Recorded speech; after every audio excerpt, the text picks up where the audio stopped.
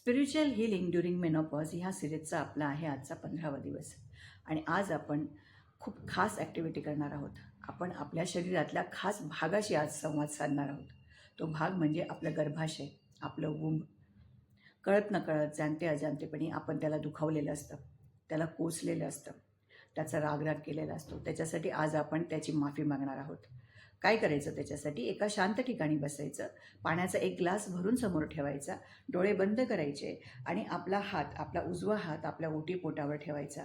डोळे बंद करून म्हणायचं आहे, हे डिअर गर्भाशय, हे डिअर वूंब, मी तुला कळत नकळत, जाणते अजाणतेपणे दुखावलेलं आहे, तुला कोसलेलं आहे, तुझा रागराग केला आहे, त्याबद्दल मी तुझी खूप मनापासून क्षमा मागते आहे.